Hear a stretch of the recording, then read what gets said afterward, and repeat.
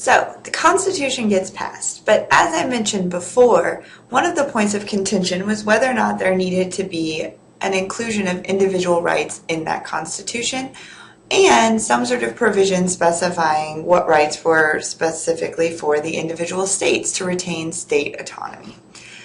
Come in the Bill of Rights then. So the Constitution is passed with the agreement that a Bill of Rights would subsequently get passed, because that needed to be hashed out a little bit further. The Bill of Rights then are the first 10 amendments passed immediately after the Constitution. Now, there are components of these that cover individual rights, individual liberties. There are also components that cover the states. So the most familiar one is probably the First Amendment, which prohibits the national government from establishing religion, from limiting your free speech, the freedom of the press, limiting your right to assemble or to petition. I'll talk a little bit more about each of these in detail as we come across them and relevance to the amendments themselves, but also we'll end up talking about each of these in more detail when we talk about civil rights, civil liberties, and the structure of our government. So after the first 10 amendments, our Bill of Rights, we get the 11th Amendment, which is judicial power limited to the boundaries of the national government. Why is this important? It's important to note that we don't intend for our judiciary to interfere in claims made outside of the national boundaries. The 12th Amendment deals with the differentiation between the presidential ballot and the vice presidential ballot. So before, it was the first winner gets president, runner-up vice president. It probably wouldn't work really well. Can you imagine Barack Obama with Mitt Romney as his vice president? Or Barack Obama with John McCain as his vice president? Neither of those sound like a good idea. And so instead, we have a presidential race and a vice presidential race. Now, in practice, the presidential candidate selects a vice president to run on his ticket, so that you're choosing the two essentially together. But this is a significant improvement over some sort of runner-up type system. It also provided, the 12th Amendment provides for what we should do in case of a tie in a presidential election.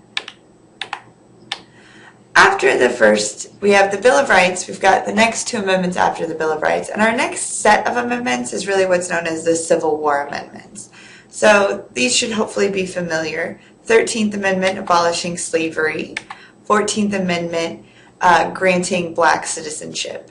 This is important because we often think of the Emancipation Proclamation as ending slavery, but it really didn't. It just ended slavery. It freed those slaves who were in contested territories. It didn't necessarily end slavery throughout the nation. It wasn't until the 13th Amendment that we really get true emancipation of all former slaves. With this, we get black citizenship, so getting rid of the 3/5 compromise. Interestingly, the 14th Amendment also repudiates Confederate debt. So anyone who had bought Confederate war bonds was just out of luck. The new government is not paying that debt. And of course, the last Civil War Amendment was the 15th Amendment, granting black male suffrage. And this amendment was actually very contentious. Many women that were promoting women's rights really got that the women's suffrage movement had its origins in the abolitionist movement. And these abolitionists then were very concerned about the idea that we would enter into our Constitution explicitly that suffrage is for men. Prior to the 15th Amendment, the right to vote was not gendered or sexed in any way. The 15th Amendment, however, specifically says black male suffrage. So black women, and at this point white women also, do not have the right to vote. The 16th Amendment establishes the national income tax. Why is this important? Before, the national government had the power to tax. Remember, that was one of the problems with the Articles of Confederation. But it could do so via collecting taxes from the states. The 16th Amendment is what gives us our national income tax. It's the reason you have to file a tax return every April. 17th Amendment provides for the direct election of senators. Prior to the 17th Amendment, senators were elected by the state legislatures. So it would be the State Congress of Louisiana that would choose who the senators would be for Louisiana, as opposed to the people. Now, the people choose. The 18th Amendment was prohibition. This was prohibiting the sale and production of alcohol. There were a few important caveats at this time. The 18th Amendment prohibited the distillation of liquor and the selling of liquor, but there were exceptions made for wine, for example, but only in limited amounts for use in religious ceremonies and things like that. The 19th Amendment. This is when we get women's suffrage. So really taking away that male-only status that was put into the 15th Amendment and explicitly granting women, both white and black and all other races, women the right to vote. The other races, there's some important caveats there based on immigrant status and other things. And of course, limitations still existed that, despite a right to vote on paper, limited actual access to the vote. But we'll get to that when we get to civil rights.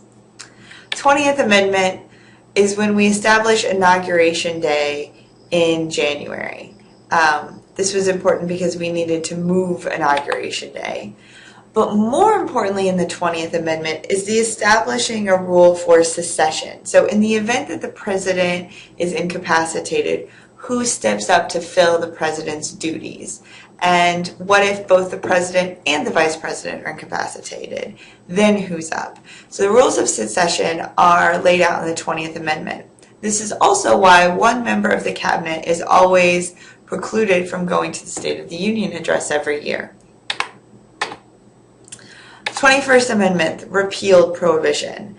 Prohibition was an epic failure, probably one of the most notable failures of policy in American history, as it actually increased the consumption of alcohol. During Prohibition, alcohol consumption went up, and it created a black market, which is, of course, bad for justice and for maintaining regulated commerce across the country. 22nd Amendment specified a two-term limit for president. Anybody know why this particular amendment was passed? Which president prompted the passage of the 22nd Amendment? Email me the answer for 2 extra credit points. 23rd Amendment. The District of Columbia is given votes in the Electoral College. If you've ever been to DC, you've probably seen that their license plate tag is taxation without representation. That's because the District of Columbia gets a seat in Congress as a non-voting member, but until the 23rd Amendment had no votes in the Electoral College, so could not participate in the electoral process in any way, shape, or form. And because it is the capital, while they have local government that they can elect, effectively those citizens who lived in the District of Columbia full-time had no say in their government. This sounds an awful lot like why the colonists rebelled. And to this day, DC does not have effective representation in Congress, but pays taxes, including income taxes, just like everyone else. 24th Amendment prohibited poll taxes. Poll taxes were a way that, especially in the South, the right to vote was constrained or limited to only elites, and more importantly, in terms of our cultural legacy, it really limited elections or electoral process to whites. And the 24th Amendment prohibited poll tax, thereby moving in the direction of opening up elections to really free and fair choice for all citizens. 25th Amendment provides for more incapacitation of the president.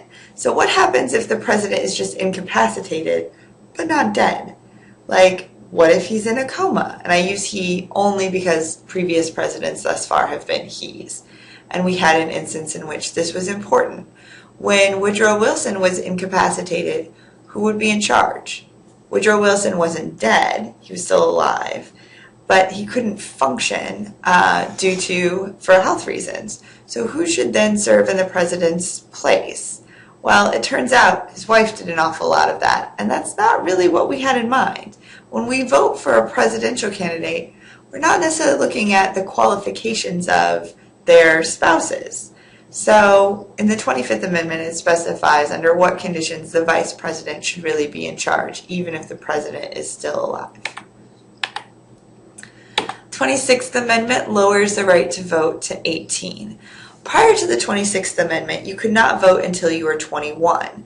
But note that you could still be a member of the military and be drafted to serve in the military effectively against your will at 18. So the Vietnam War instigated huge protests for a change in our suffrage laws and really allowing those who are 18 to vote. If you're old enough to die for your country, you're old enough to have a say in whether or not you have to do so.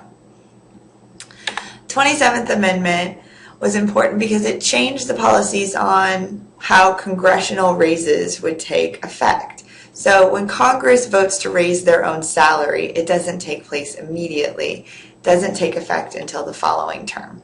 That way you can't constantly vote yourself a higher salary every